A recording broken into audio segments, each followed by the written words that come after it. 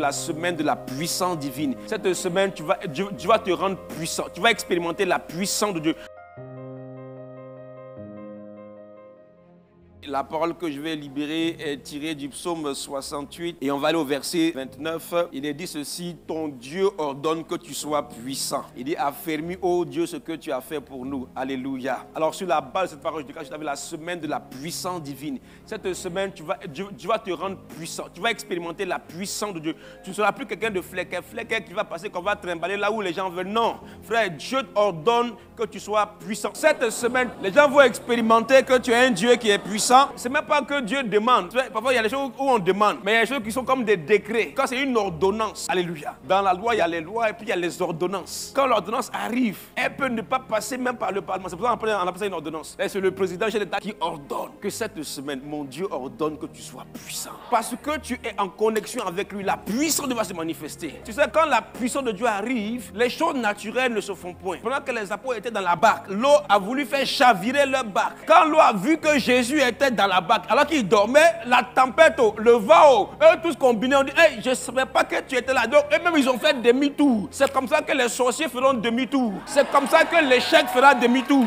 C'est comme ça que la pauvreté fera demi-tour. Frère, ils vont voir le verre de la puissance dans ta vie. Qu'il en soit décidé, c'est que cette semaine, que mon Dieu ordonne que tu sois puissant. Et cette puissance fasse en sorte que tout ce qui te ravageait s'éloigne de ta vie dans le nom de Jésus-Christ de Nazareth. Il dit: ton Dieu ordonne que tu sois puissant. C'était un décret. Tu avais ordonné que je allais avoir une position élevée. Ses frères l'ont abaissé, mais c'est ceux que les gens abaissent, c'est eux que Dieu élève. Qu'il en soit ainsi.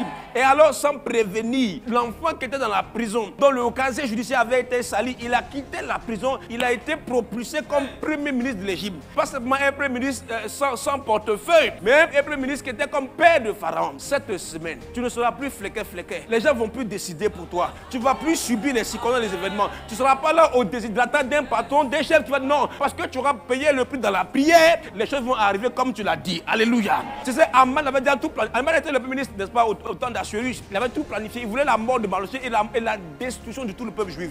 Et tellement il était fâché. Mais il n'a pas compris qu'il y a quelqu'un qui ordonne des choses autres. Et que c'est là où ça se décide, là, c'est ce qui arrive. Alléluia.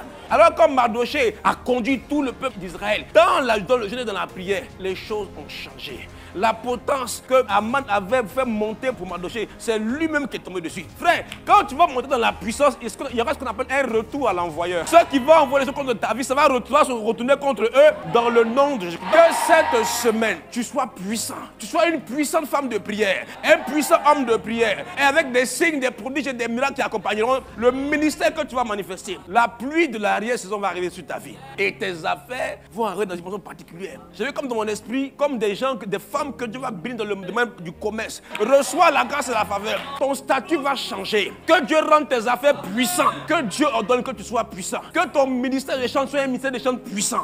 Quand tu vas commencer à te mettre à genoux, que la gloire de Dieu descende. C'est comme si je te vois, quand tu es en train d'adorer, c'est comme si la nuée descend. Et elle transporte la guérison, elle transporte la faveur, elle transporte la foi, elle transporte l'espérance, elle transporte la restauration. Les gens qui étaient désabusés, désorientés, qui avaient perdu le sens de leur vie, vont retrouver le chemin de leur histoire simplement en te côtoyant. Parce que ton Dieu ordonne que tu sois puissant. Que le péché s'éloigne de ta famille, de ta vie, parce que tu es là.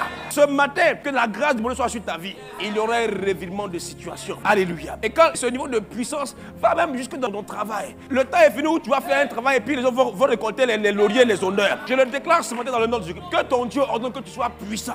Que ce que tu vas faire, il dit, tu ne vas pas bâtir une maison puis quelqu'un va dire non, c'est fini ça. Que la grâce de Dieu coule dans ta vie. Qu'il y ait la faveur. Que tes résultats soient reconnus, soient vus et su, et que ce soit toi qui en jouisses, qu'il en soit ainsi. Que ton Dieu ordonne que tu sois puissant.